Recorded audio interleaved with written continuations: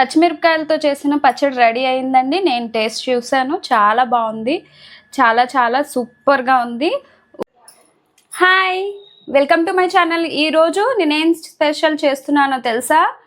పచ్చిమిరపకాయలతో పచ్చడి అండి. చాలా బాగుంటుంది, చాలా ఈజీగా చేసేసుకోవచ్చు. మంచిగా 4-5 డేస్ నిల్వ ఉంటుంది. మనం ఫ్రిడ్జ్లో పెట్టుకుంటే 1 వీక్ పైనే స్టోర్ ఉంటుంది అనమాట. చాలా చాలా బాగుండే ఈ పచ్చడి ఎలా చేయాలో చూపిస్తారండి. ఫాస్ట్గా అయిపోతుంది, మనం ఎక్కువ కష్టమే పడాల్సిన అవసరం లేదు. దీనికి కావాల్సిన ఇంగ్రీడియంట్స్ కొంచెమే ఆయిల్ పడుతుంది. కొంచెం ఆయిల్ తీసుకోండి, జీలకర్ర, అలాగే కొంచెం నువ్వులు వేస్తున్నాను. మీరు ఉంటే వేయండి, లేకపోతే లేదు. చింతపండు అండి, చింతపండు వల్ల మనకి పులుపు వస్తుంది అనమాట. అందుకే కొంచెం చింతపండు తీసుకోవాలి. ఈ చింతపండు నేను వేడి నీళ్ళలో నానబెట్టాను కొంచెం సేపు ముందే. పచ్చిశనగపప్పు అండి, ఓకేనా?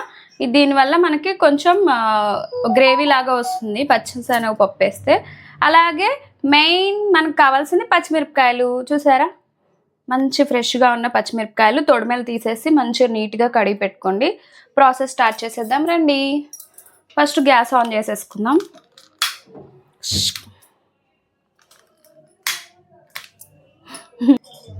గిన్నె హీట్ అయింది, కొంచెం ఆయిల్ వేసుకుందాం, కొంచెం చాలు.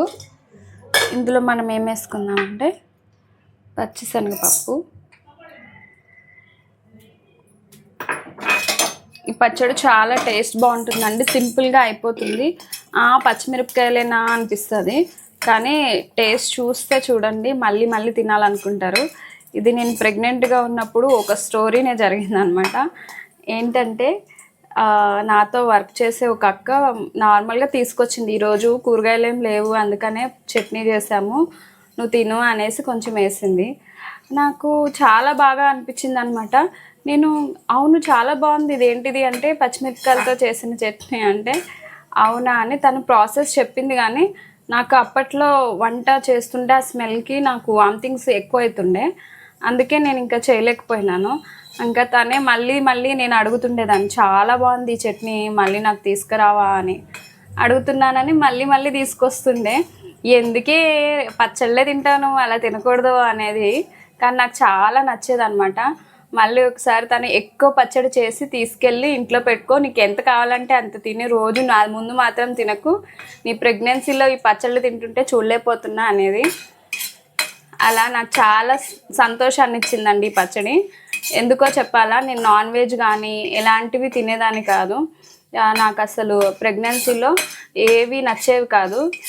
ఈ చట్నీ నాకు చాలా నచ్చి హ్యాపీగా తిన్నాను అనమాట. అందుకని ఇదంటే నాకు స్పెషల్ ఇంట్రెస్ట్. చూసారా, ఇవి వేగిపోయాయి, మనం గిన్నెలోకి తీసేసుకుందాం. నేను డైరెక్ట్ మిక్సీ గిన్నెలో వేసేస్తున్నాను.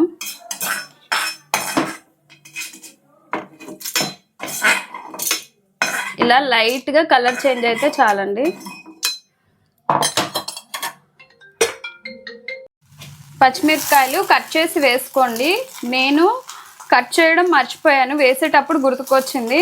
ఇవేమో వేసిన తర్వాత పేలుతున్నాయి అనమాట, టపటపా అని పేలుతున్నాయి, మీద చిందుతున్నాయి అనేసి మళ్ళీ కట్ చేసేసా.